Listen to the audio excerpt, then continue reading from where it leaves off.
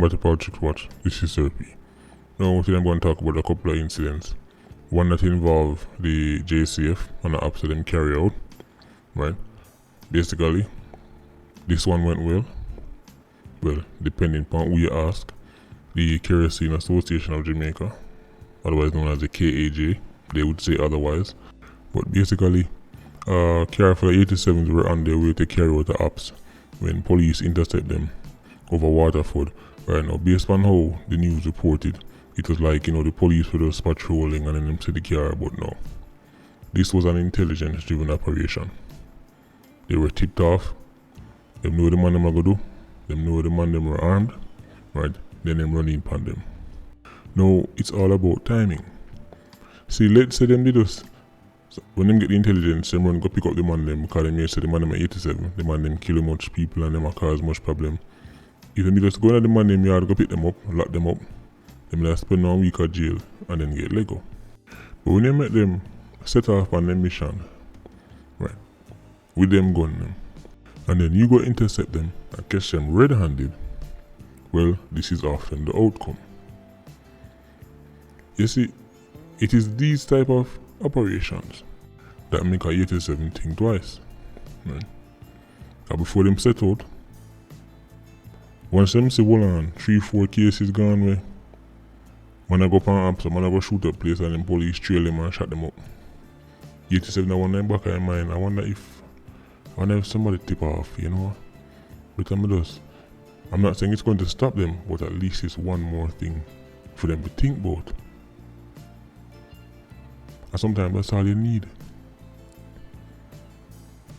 See, when them confident say them are going to go up on them up, shoot up with them for shoot up, and even if somebody see them, all them have to do is intimidate the witness or just kill the witness and then go to jail. Then them free for do what they want to do. But when criminals feel like say the security forces are being proactive and the security forces might have the jump on them start think long and hard before they make any moves. Because in law enforcement, patience is a big part of the game. Sometimes when you really want to sink an organization and you really want to sink a criminal, you need to just give them a little space. Give them a little space and observe. Because when you run in upon them too fast, you don't have nothing to convict. Remember, in a court of law, it's not what you know, it's what you can prove. Tired for telling them. J-Bad, Ajiz, Bigger Crime, right? Bad From, right? Sir D, none of these men have ever been convicted in a court of law. None. So how that?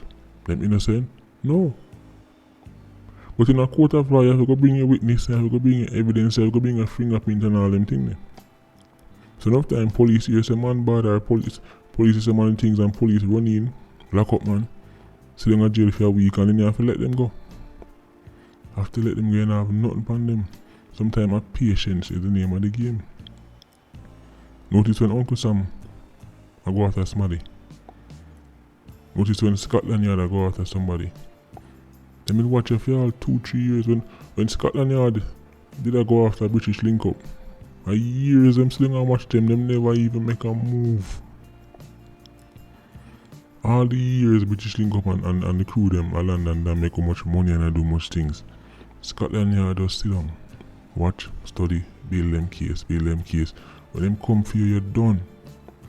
When the feds come for you, what do you think the feds in America have at over 90% conviction rate? Because them money just hear your name a call and then come for you. No. Them say, oh, he's a violence producer? Alright, open a case upon him. Open a file upon him. Right, start log data. Him shop ya so, him eat ya so, him have 2 kerosene ya so. You say him buy him gun and them sit down and them collect. When them come for you, you're done. You're done. So patience is the name of the game. Sometimes if you sit back, you might catch the bigger man. Right. Sometimes when you're running too fast, you catch the little 87. Right. But if you just sit back and give it a good time, you might find out who my work for, but we don't know the guy already say that you can't do it or you don't want to do it. But if law enforcement is not proactive, Them not go nowhere. Them not go nowhere. They have to go on the front foot. I was watching a video on YouTube the other day, and it's like you have a network of man where go around and feed a picnic in America. I know Uncle Sam get them out. You know Uncle Sam managed to bring down the whole network in one go. They went as far as to get some picnic for talk to the man them. Cause the man them do them go around on the internet. Right? Them go around on the internet and them look for like profiles of like young picnic and talk to them and try look them on. Uncle Sam went as far as to set up some profile accounts of some picnic. Right? And them start talk to the man them. And because the man them knows alright, sometimes Uncle Sam do that. You know them start do? Them start request video call to confirm to the picnic for real. You know what Uncle Sam do?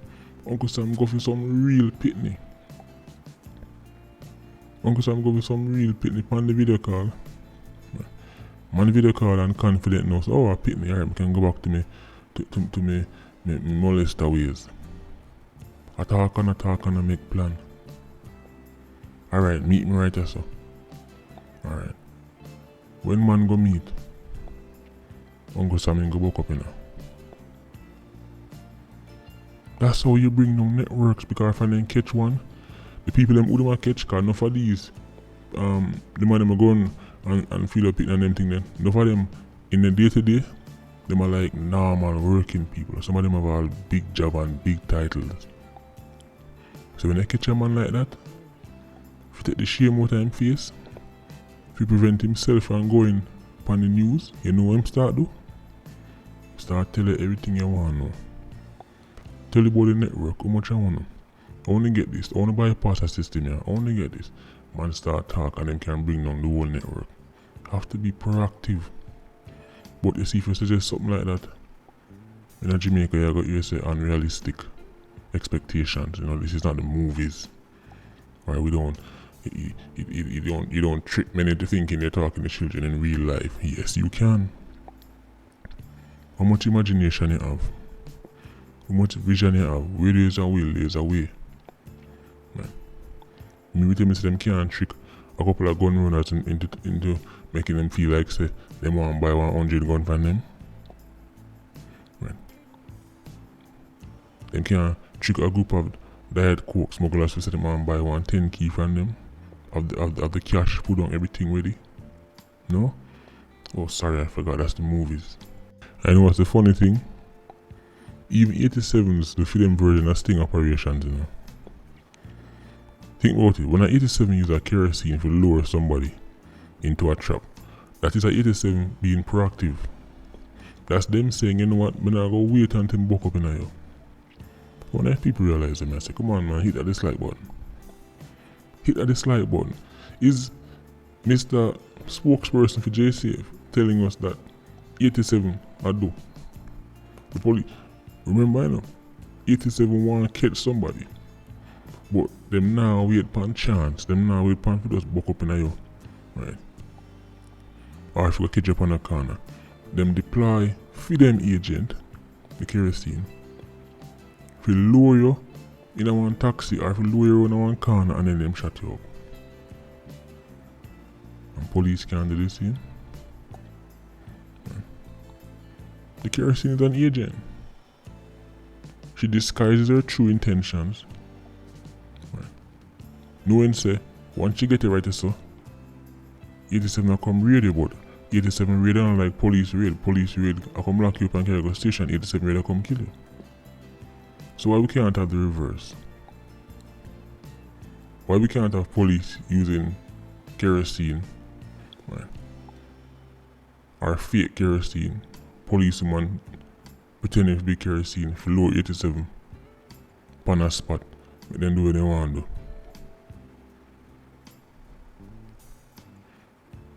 Enough of them wanted, man. No cure them wanted. Them now left out woman alone. Them now left out woman alone. So why we, you know what, as me say, a movie. Right? Let's be realistic. Right? Let's be realistic here. We're asking for too much. Anyway, before the video finish, I want to talk about the robbery go down at Westmoreland. Another court where the cash get leaked. Security get juked down. Everybody didn't get robbed. At this point, these business establishments, right, are sitting ducks. Even when they have security, even when they have armed security, are sitting ducks because once 87 go scope out the place, them can instantly tell, alright, are them money at the security. And enough of the security guys in Jamaica, them too friendly. Them too common. Everybody come through the door, one bag of long chatting. If you're in them place, and your job it is, right? Especially if you're armed security, all if somebody drop down in front of you, you're in a business about that. Hear me just a while ago? I said, if you're an armed security guard in these financial institutions, all if somebody drop down in front of you, that is not your problem. Make the staff go pick him up or one next customer. Your job is to keep your eye them open at all times. Because none of them line I wrote there. You see, if all of me are the armed security, none of them business, and see somebody come board them drop in front of me. First thing going in my mind, I set up this. That's just assuming you stay. Right. In my mind, I go bend down, help you up, and then I go either try this on me, or somebody go running come shoot it. But that's just my mind still. I've lived my most of my life in certain fields where you have to just step on your guard. Right. So, that's just my mind, but that's how you go home to your family at the end of the day. Have to be on guard at all times. I don't know what happened in this circumstance, but I'm just talking generally. Because no time you go in some business place, right, and security, armed security, because right now, I don't know, it's like my eyes them have some kind of radar for gun. From walking in a place, I can tell, alright, he's armed, him not armed, he's armed. My eye them come like a radar. Right, and I can spot the security. Because even though for them plain clothes, I can tell that man right there, so it's plain clothes security. And the way I see some of them friendly and common and all pick up things like a customer like say them work for the company. You're not a staff. You're not staff. You ain't if you help nobody with nothing. You ain't if you give no directions. Too friendly. Right. You stay on your guard at all times. Just try to help you go home to the family, because if the man them, if you're lucky, all them do is take the gun. If you're lucky. The wrong shit, the man them go up on the robbery, them now left you alive. Please, I beg the man them, switch on. Remember, the armed security guard, if them a come, to them know so you can put up resistance, them either plan to kill you first, right, or even if them disarm you, you're now completely at their mercy. You're now hoping them are gonna make you live. The money and them thing that listen, money can always get back. I'm not about that. Money can always claim insurance and whatever. I'm not telling the man to go be Iron Man and dive in front of a bullet. Right. What I'm saying is, if you're an armed security guard at certain establishments, you are more likely to be dead than any of the teller them or any of the staff them. Right. Because you are the resistance. And I'm going to forget you out first. Switch on, please. As I said, I don't know the exact circumstances about the Westmoreland case. Right. If it was armed security or not, I'm just talking generally. In Jamaica, the man will do them kind of work there. Armed security guard, plainclothes security guard in these financial institutions, in a whatever institution. Switch on, please. Too much slackness. Too much slackness, too much lackadaisical attitude of one. Right. Trying to keep someone out of the cemetery too soon. Anyway, Patreon squad, big up on yourself. PIA, I don't know, more life. Vulture squad, stay circling. Bless.